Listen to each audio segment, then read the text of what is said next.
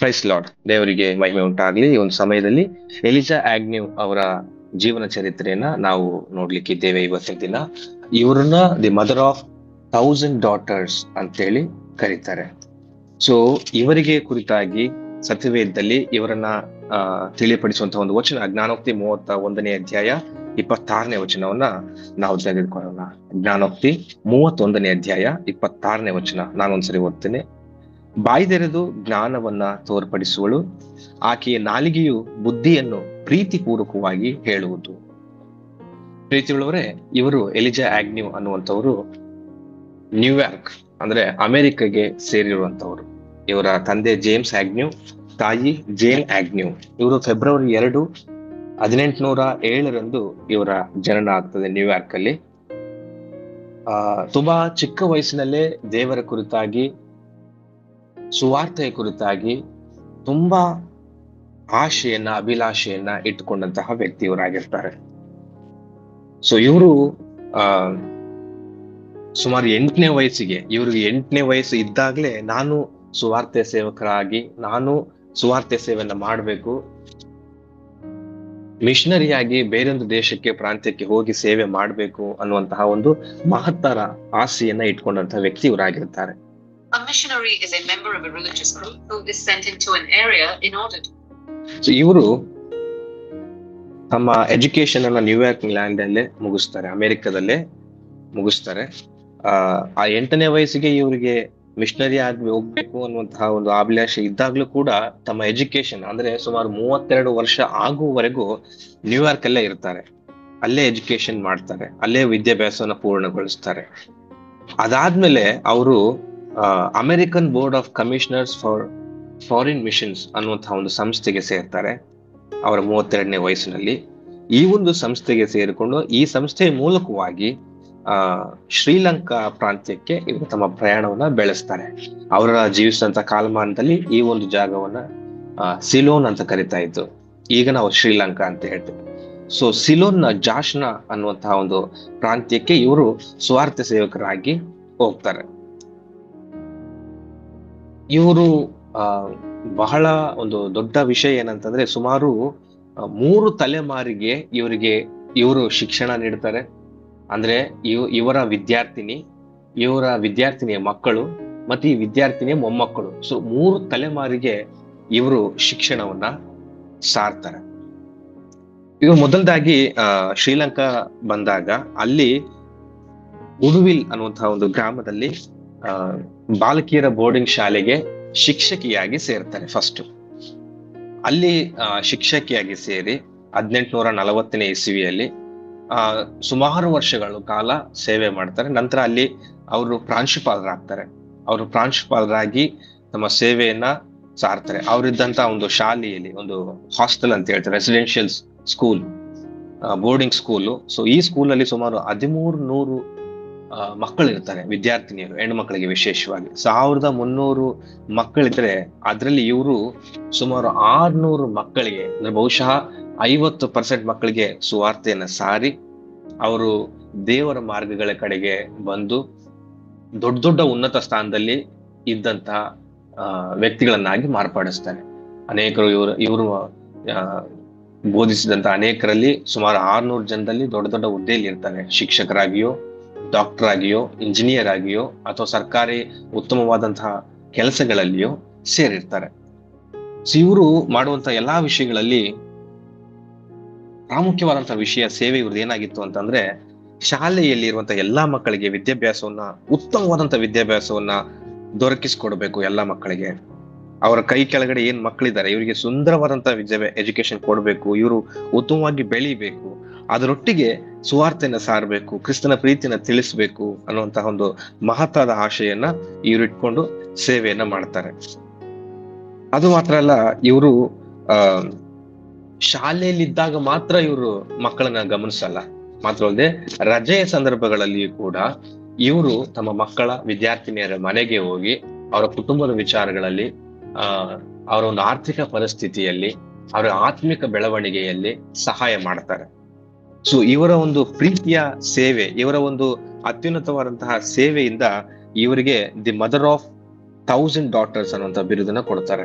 ಅಂದ್ರೆ 1000 ಹೆಣ್ಣು ಮಕ್ಕಳಿಗೆ, 1000 ಸ್ತ್ರೀಯರಿಗೆ ಮಾತೆ ಅನ್ನುವಂತಹ ಒಂದು ಬಿರುದು, ದಿ ಮದರ್ ಆಫ್ 1000 ಡಾಟರ್ಸ್ ಅಂತೇಳಿ. ಇವರು ತುಂಬಾ ಕಾಳಜಿ ವಹಿಸಿ ಪ್ರತಿಯೊಬ್ಬ ಮಗುವಿನ ಆತ್ಮೀಯ ಬೆಳವಣಿಗೆ ವಿಷಯವಾಗಿ ಬಹಳ ಕೇರ್ ತಗೊಂಡಂತಹ ವ್ಯಕ್ತಿ ಇವರಾಗಿರ್ತಾರೆ. ಸೊ ಇವರು ಕಾಲದಲ್ಲಿ ಜೀವಿಸುವಾಗ ಅವರಿಗೆ ಹೆಣ್ಣು ಮಕ್ಕಳಿಗೆ ವಿಶೇಷವಾಗಿ ಒಳ್ಳೆ ಎಜುಕೇಶನ್ ಎಷ್ಟು ಸಾಧ್ಯನೋ ಅಷ್ಟು ಕೊಡಬೇಕು ಅನ್ನುವಂತಹ ಒಂದು ಮಹತ್ತರ ಆಶೆಯನ್ನ ಇವರು ಹೊಂದಿದಂತವ್ರು ಇವರಾಗಿರ್ತಾರೆ. ಸೊ 41 ವರ್ಷ ಅವರು ಸೇವೆ ಮಾಡಿದ್ರು ಕೂಡ, ಅವ್ರು 41ನೇ ವಯಸ್ಸುವರೆಗೂ ಅವ್ರು ಸೇವೆ ಮಾಡ್ತಾರೆ. 43ನೇ ವಯಸ್ಸಿಗೆ ಅವ್ರು ರಿಟೈರ್ ಆಗ್ತಾರೆ. ಈ ಇಷ್ಟು ಅಗಾಧವಾದಂತಹ ಸೇವೆಯಲ್ಲಿ ಇವರು ಪ್ರಾಂಶುಪಾಲರಾಗಿರ್ತಂತಹ ಸಂದರ್ಭದಲ್ಲಿ ಒಂದು ದಿನ ಕೂಡ ರಜೆ ತಗೊಳ್ಳಾರ್ದೆ, ರಜೆ ಹಾಕ್ಲಾರ್ದೆ ಸೇವೆ ಮಾಡ್ತಾರೆ. ಸುಮಾರು ಹೆಣ್ಣು ಮಕ್ಕಳಿಗೆ ದೇವರ ವಾಕ್ಯವನ್ನ ಮತ್ತು ಎಜುಕೇಶನ್ ಅನ್ನ ಕೊಟ್ಟು ಉತ್ತಮವಾಗಿ ಬೆಳೆಸ್ತಾರೆ. ಸೊ ಇವತ್ತಿನ ವಾಕ್ಯ ನಾವೇನು ಓದಿದ್ವಿ, ಜ್ಞಾನೋಕ್ತಿ 31ನೇ ಅಧ್ಯಾಯ 26ನೇ ವಚನದಲ್ಲಿ, ಬಾಯಿ ತೆರೆದು ಜ್ಞಾನವನ್ನ ತೋರ್ಪಡಿಸುವುದು, ಆಕೆಯ ನಾಲಿಗೆಯು ಬುದ್ಧಿಯನ್ನು ಪ್ರೀತಿಪೂರ್ವಕವಾಗಿ ಹೇಳುವುದು ಅನ್ನುವಂಥ ವಿಚಾರ. ಜ್ಞಾನಿಯಾದ ಸ್ತ್ರೀ ಇವರಾಗಿರ್ತಾರೆ. ಇವರ ಮೂಲಕವಾಗಿ ಅನೇಕ ಹೆಣ್ಣು ಮಕ್ಕಳು ದೇವರ ಮಾರ್ಗಕ್ಕೆ ಬರ್ತಾರೆ. ಇನ್ನೊಂದು ವಿಷಯ ಏನಂತಂದ್ರೆ, ಇವರು 3 ತಲೆಮಾರಿನವರೆಗೂ ಸುವಾರ್ತೆಯನ್ನ ಸಾರ್ತಾರೆ. ಅಂದ್ರೆ ಇವರ ವಿದ್ಯಾರ್ಥಿನಿಯರಿಗೆ, ಇವರ ವಿದ್ಯಾರ್ಥಿನಿಯ ಮಕ್ಕಳಿಗೆ ಮತ್ತು ಇವರ ವಿದ್ಯಾರ್ಥಿನಿಯ ಮೊಮ್ಮಕ್ಕಳಿಗೆ ಅಷ್ಟರವರೆಗೂ ದೇವರು ಇವರನ್ನ ಉತ್ತಮವಾಗಿ ಆರಿಸ್ಕೊಂಡು ಸುಮಾರು 600 ಹೆಣ್ಣು ಮಕ್ಕಳನ್ನ ದೇವರೆಡೆಗೆ ನಡೆಸ್ತಾರೆ. ಅವರೆಲ್ಲರೂ ಸಮಾಜದಲ್ಲಿ ಉತ್ತಮವಾದಂತಹ ಕೆಲಸಗಳನ್ನ ಮಾಡುವವರಾಗಿದ್ರು ಕೂಡ ಇವರು ಕೂಡ ಸೆಕೆಂಡ್ ಲೈನ್ ಲೀಡರ್ಸ್ ತರ ಸುವಾರ್ತೆಯನ್ನ ಸಾರುವ ವಿಷಯವಾಗಿ, ದೇವರ ವಾಕ್ಯವನ್ನ ಜನರಿಗೆ ತಿಳಿಪಡಿಸುವ ವಿಷಯವಾಗಿ ಅವರು ಕೂಡ ಒಬ್ಬ ಉನ್ನತ ನಾಯಕರಾಗಿ ನಿಲ್ತಾರೆ. ಇವರ ಜೀವನ ಮೂಲಕವಾಗಿ ನಾವು ಕಲಿತುಕೊಳ್ಳುವಂತಹ ಪ್ರಾಮುಖ್ಯವಾದಂತಹ ವಿಷಯ ಏನಂತಂದ್ರೆ, ಕಮಿಟ್ಮೆಂಟ್ ಟು ಎಜುಕೇಶನ್. ಈ ಒಂದು ಶಿಕ್ಷಣದ ವಿಷಯವಾಗಿ ಇರ್ಬೇಕಾದಂತಹ ಒಂದು ಕಮಿಟ್ಮೆಂಟ್ ಅವ್ರು ತಿಳ್ಕೊಂಡಿದ್ರು. ಶಿಕ್ಷಣವು ಜನರನ್ನ ಬದಲಾಯಿಸ್ತದೆ, ಅವ್ರನ್ನ ಸಬಲಪಡಿಸ್ತದೆ ಅನ್ನುವಂತಹ ವಿಷಯ ಆಗ್ನ್ಯೂ ಅವರು ತಿಳ್ಕೊಂಡಿದ್ರು. ಸೊ ಇವರು ತಮ್ಮ ಕಾರ್ಯವ್ಯಾಪ್ತಿಯಲ್ಲಿ ಬರುವಂತಹ ಎಲ್ಲಾ ಮಕ್ಕಳಿಗೆ ತಮ್ಮಿಂದ ಆದಂತಹ ಒಂದು ಸಹಾಯವನ್ನ, ತಮ್ಮ ಶಕ್ತಿ ಮೀರಿ ಕೂಡ ಅನೇಕ ಸಾರಿ ಅವರು ಸೇವೆಯನ್ನ ಸಲ್ಲಿಸಿ ಹೆಣ್ಣು ಮಕ್ಕಳಿಗೆ ಶಿಕ್ಷಣವನ್ನು ಒದಗಿಸಿಕೊಟ್ಟು ಸಬಲಪಡಿಸ್ತಾರೆ. ಸೊ ನಾವು ಕೂಡ ನಮ್ಮ ಕಾಲಮಾನದಲ್ಲಿ ನಾವೇನ್ ಜೀವನ ಮಾಡ್ತೀವಿ, ನಮಗೇನು ಸೇವೆ ಕಾರ್ಯವ್ಯಾಪ್ತಿ ಇದೆ, ಅಲ್ಲಿ ಕೂಡ ಆ ಸೇವೆ ವ್ಯಾಪ್ತಿಯಲ್ಲಿ ಇರುವಂತಹವರಿಗೆ ನಾವು ಹೇಗೆ ಅವ್ರಿಗೆ ಎಜುಕೇಶನ್ ಕೊಡಬಹುದು, ಹೇಗೆ ಅವ್ರನ್ನ ಸದೃಢವಾಗಿ ಒಂದು ಉತ್ತಮ ಶಿಕ್ಷಣವನ್ನು ಕೊಡಬಹುದು ಅನ್ನುವಂಥದ್ದನ್ನ ನಾವು ಗಮನಿಸಬೇಕು. ಎರಡನೇದು ಗುಣಾಂಕಲು ಇವರ ಜೀವನ ಮೂಲಕವಾಗಿ ನಮಗೆ ತಿಳಿಸುವಂಥದ್ದು ಏನಂತಂದ್ರೆ, ಸರ್ವಿಂಗ್ ಫೇತ್ಫುಲಿ, ನಂಬಿಕೆಯುಳ್ಳವರಾಗಿ ಸೇವೆ ಮಾಡುವಂಥದ್ದು. ಅದು 1 ದಿನನೋ 2 ದಿನನೋ 1 ವಾರನೋ 5 ವರ್ಷನೋ 10 ವರ್ಷನೋ ಅಲ್ಲ, ನಂಬಿಕೆಯುಳ್ಳವರಾಗಿ ಪೌಲನು ಹೇಳುವ ಹಾಗೆ ತನ್ನ ಜೀವಮಾನದ ಕೊನೆಯಲ್ಲಿ ಉತ್ತಮವಾದ ಓಟವನ್ನ ಓಡಿದ್ದೇನೆ ಅನ್ನುವಂತಹ ಒಂದು ಭರವಸೆಯುಳ್ಳ ಮಾತು ನಮ್ಮಿಂದ ಬರುವಂತಹ ರೀತಿಯಲ್ಲಿ ನಾವು ಸೇವೆ ಮಾಡಬೇಕು. ನಂಬಿಕೆಯುಳ್ಳವರಾಗಿ ಪ್ರಾರಂಭದಿಂದ ಅಂತ್ಯವರೆಗೂ ಬರುವಂತಹ ಏನೇ ಶೋಧನೆಗಳನ್ನ ಎದುರಿಸಿಕೊಂಡು ನಾವು ಜೀವನ ಮಾಡಿ ಸೇವೆ ಮಾಡಬೇಕು. ಇವರು ಕೂಡ ಆಗ್ನಿಯವರು ಕೂಡ ಅವರು 43 ವರ್ಷ, ಅವರಿಗೆ 43ನೇ ವರ್ಷ ಬರುವವರೆಗೂ ಅವರು ಅಲ್ಲೇ ಸೇವೆ ಮಾಡ್ಕೊಂಡಿರ್ತಾರೆ. ಮತ್ತು ಅಲ್ಲೇ ಈಗಿನ ಶ್ರೀಲಂಕಾ ಏನಿದೆ ಸಾಯಿವರೆಗೂ ಅಲ್ಲೇ ಇದ್ದು ಸೇವೆ ಮಾಡಿ ಅಲ್ಲೇ ಹೂಣಲ್ಪಡ್ತಾರೆ. ಎಷ್ಟು ಚೆನ್ನಾಗಿ ಗುಣಾಂಕಲ್ ಬರೆದಿದ್ದಾರೆ, she was buried as a grain of wheat that bore much fruit ಅಂತೇಳಿ. ಒಂದು ಅಕ್ಕಿಯ ಕನ್ನಡದಲ್ಲಿ ಅದು ಹೇಗೆ ಹೇಳ್ಬೇಕು ಗೊತ್ತಿಲ್ಲ ನನಗೆ, ಬಿತ್ತಲ್ಪಡ್ತಾರೆ ಅದೇ ಜಾಗದಲ್ಲಿ, ಶ್ರೀಲಂಕಾದಲ್ಲಿ ಅವರು ಸತ್ತು ಬಿತ್ತಲ್ಪಡ್ತಾರೆ. ಆ ಒಂದು ಬಿತ್ತನೆ ಮೂಲಕವಾಗಿ ಅನೇಕ ಫಲಗಳು ಇವತ್ತು ಅಲ್ಲಿ ನಾವು ನೋಡ್ತೇವೆ ಅನ್ನುವಂಥದ್ದು. ಸುಮಾರು 600 ಮಹಿಳೆಯರನ್ನ ಉತ್ತಮ ನಾಯಕರನ್ನಾಗಿ ಅವರು ಬೆಳೆಸ್ತಾರೆ, ಸುವಾರ್ಥ ಸೇವಕರನ್ನಾಗಿ ಅವರು ದೇವರೆಡೆಗೆ ತರ್ತಾರೆ. ಸೊ ಸರ್ವಿಂಗ್ ಫೇತ್ಫುಲಿ ಎರಡನೇ ವಿಷಯವಾಗಿ ನಾವು ಕಲ್ತ್ಕೊಳ್ಳುವಂಥದ್ದು. ಮತ್ತು ಮೂರನೇದೇನಂತಂದ್ರೆ, ಇಂಪ್ಯಾಕ್ಟ್ ದ ನೆಕ್ಸ್ಟ್ ಜನರೇಷನ್. ಮುಂದಿನ ತಲೆಮಾರಿನವರಿಗೆ ನಾವು ಪ್ರೇರಣೆಯಾಗಿ ಜೀವಿಸಬೇಕು. ಮುಂದಿನ ತಲೆಮಾರಿನವರಿಗೆ ನಾವು ಒಬ್ಬ ಮಾದರಿಯಾಗಿ ಜೀವನ ಮಾಡಬೇಕು ಅಂತ ಹೇಳಿ. ಸೊ ಆಗ್ನ್ಯೂ ಅವರು ತಮ್ಮ ಜೀವನ ಪರ್ಯಂತರ ಇದನ್ನೇ ಪಾಲಿಸ್ಕೊಂಡಿದ್ರು. ಮಾಡಿದ್ರು ಕೂಡ ಸಕ್ಸಸ್ಫುಲಿ ತಮ್ಮ ಜೀವನದ ಪರ್ಯಂತ ಸ್ಟಾರ್ಟಿಂಗ್ ಇಂದ ಅವರ ಸೇವೆ ಯಾವಾಗ ಪ್ರಾರಂಭ ಮಾಡ್ತಾರೆ 1840 ಇಸ್ವಿಯಿಂದ ಏನೇನು ಸ್ಟಾರ್ಟ್ ಮಾಡ್ತಾರೆ ಅಲ್ಲಿಂದ ಹಿಡಿದು ಅವ್ರ ಜೀವನದ 1888ರವರೆಗೂ ಕೂಡ ಸಂಪೂರ್ಣವಾಗಿ ಸೇವೆಗೋಸ್ಕರನೇ ಅವರು ತಮ್ಮ ಜೀವನವನ್ನ ಪಣಕ್ಕಿಡ್ತಾರೆ. ಅವರು ಕೊನೆಯವರೆಗೂ ಮದುವೆ ಆಗಲ್ಲ, ಹಾಗೆ ಸ್ಪಿನ್ಸ್ಟರ್ ಆಗಿ ಅವರು ಉಳ್ಕೊಳ್ತಾರೆ. 1883ರವರೆಗೂ ಅವರು ಸೇವೆ ಮಾಡಿ ತಾವು ತಮಗೆ ಕೊಡಲ್ಪಟ್ಟಿರುವಂತ ಒಂದು ಓಟವನ್ನ ಉತ್ತಮವಾಗಿ ಕೊನೆಗಾಣಿಸ್ತಾರೆ. ಸೊ ಹಾಗಾಗಿ ಇವರ ಜೀವನ ಮೂಲಕವಾಗಿ ನಾವು ಕಲ್ತ್ಕೊಳ್ಳುವಂತಹ 3 ವಿಷಯಗಳೇನಂತಂದ್ರೆ ಎಜುಕೇಶನ್ ಇಂಪಾರ್ಟೆನ್ಸ್, ಅದರ ಕುರಿತಾಗಿ ಕಮಿಟ್ಮೆಂಟ್, ನಂಬಿಕೆಯುಳ್ಳವರಾಗಿ ನಾವು ಸೇವೆ ಮಾಡ್ಬೇಕಂತದ್ದು ಕೊನೆಯವರೆಗೂ, ಕೇವಲ 1 ದಿನ 2 ದಿನ 1 ವರ್ಷ ಅಲ್ಲ, ಕೊನೆಯವರೆಗೂ ನಂಬಿಕೆಯುಳ್ಳವರಾಗಿ ಸೇವೆ ಮಾಡುವಂಥದ್ದು, ಮತ್ತು ಮುಂದಿನ ತಲೆಮಾರಿಗೆ ನಾವು ಪ್ರೇರಣೀಯ ಜೀವಿತವನ್ನ, ಇನ್ಸ್ಪೈರಿಂಗ್ ಲೈಫ್ ನ ನಾವು ಬಾಳ್ಬೇಕು ಅನ್ನುವಂಥದ್ದು. ಸೊ ಇವರು ಎಲಿಜಾ ಆಗ್ನ್ಯೂರ ಮೂಲಕವಾಗಿ ಅನೇಕರೇನು ಇವರು ಮದುವೆ ಆಗಿಲ್ಲ, ಇವರು ಒಂದು ಸಾಮಾಜಿಕವಾಗಿ ತಾಯಿ ಆಗಿಲ್ಲ ಅಂತಂದ್ರು ಕೂಡ, ಸಮಾಜದ ಪರವಾಗಿ ಮದುವೆ ಆಗಿ ತಾಯಿ ಆಗಿಲ್ಲ ಅಂತಂದ್ರು ಕೂಡ ಇವ್ರಿಗೆ ಬಂದಂತ ಬಿರುದು ದಿ ಮದರ್ ಆಫ್ 1000 ಡಾಟರ್ಸ್ ಅನ್ನುವಂಥದ್ದು. ಹಾಗೆ ನಾವು ತೆರೆಸಾ ಅವರು ಕೂಡ ನಾವು ನೋಡ್ಬೋದು, ಅವರು ಬಯಾಲಜಿಕಲಿ ತಾಯಿ ಆಗಿಲ್ಲ ಅಂತಂದ್ರು ಕೂಡ ಮದರ್ ತೆರೆಸಾ ಅನ್ನುವಂತಹ ಒಂದು ಪದವನ್ನ ಹೊಂದುತ್ತಾರೆ. ಸೊ ಇದು ಕ್ರಿಸ್ತನ ಪ್ರೀತಿಯ ಮೂಲಕವಾಗಿ, ಕ್ರಿಸ್ತನಲ್ಲಿ ಅವರು ಬೇರೂರಿ ಕ್ರಿಸ್ತನ ಪ್ರೀತಿಯನ್ನ ಇತರರಿಗೆ ಸಾರುತ್ತಾ ಕ್ರಿಸ್ತನ ಮಾದರಿಯ ಜೀವಿತವನ್ನು ಜೀವಿಸೋದಕ್ಕೆ ಲೌಕಿಕವಾದ ಅವ್ರಿಗೆ ಸಿಗದಿರುವಂತಹ ಅನೇಕ ವಿಷಯಗಳು ಆತ್ಮಿಕವಾಗಿ ದೇವರವರಿಗೆ ದಯಪಾಲಿಸಿಕೊಡ್ತಾ ಇರ್ತಾನೆ, ಮತ್ತು ಅನೇಕ ವಿಷಯವಾಗಿ ಜನರಿಗೆಲ್ಲ ಮಾದರಿಯಾಗುವಂತಹ ಜೀವಿತವನ್ನು ಜೀವಿಸಿದೆ ಅಂದ್ರೆ ದೇವರ ಒಂದು ಅತ್ಯುನ್ನತ ಪದವಿಯಲ್ಲಿ ಇವರು ಕೂಡ ಇಂಥವ್ರು ಸೇರಿದ್ದಾರೆ ಅನ್ನುವಂಥದ್ದು. ಸೊ ನಮ್ಮ ಜೀವನಗಳಲ್ಲಿ ಕೂಡ ನಾವು ಏನ್ ಮಾಡ್ತಾ ಇದ್ದೀವಿ, ನಾವು ಏನ್ ಕಲ್ತ್ಕೊಂಡಿದ್ದೇವೆ, ಎಲ್ಲ ವಿಷಯಗಳನ್ನ ದೇವರಿಗೆ ಮಹಿಮೆ ಪಡಿಸುವ ರೀತಿಯಲ್ಲಿ ನಾವು ಉಪಯೋಗಿಸ್ಕೊಳ್ಬೇಕು, ಮತ್ತು ನಮ್ಮ ಮುಂದಿನ ತಲೆಮಾರಿನವರಿಗೆ ನಾವು ಇನ್ಸ್ಪೈರಿಂಗ್ ಆಗಿ ಜೀವಿಸ್ಬೇಕು. ದೇವರು ನಮಗೆ ಒಪ್ಪಿಸಿರುವಂತಹ ಕೆಲಸಗಳಲ್ಲಿ ನಾವು ಸಂಪೂರ್ಣ ಭಯಭಕ್ತಿಯಿಂದ ಜೀವಿಸಿ ದೇವರನ್ನ ಮಹಿಮೆ ಪಡಿಸಬೇಕು ಅನ್ನುವಂಥದ್ದನ್ನ ನಾವು ಇವತ್ತು ಕಲಿತಿದ್ದೇವೆ.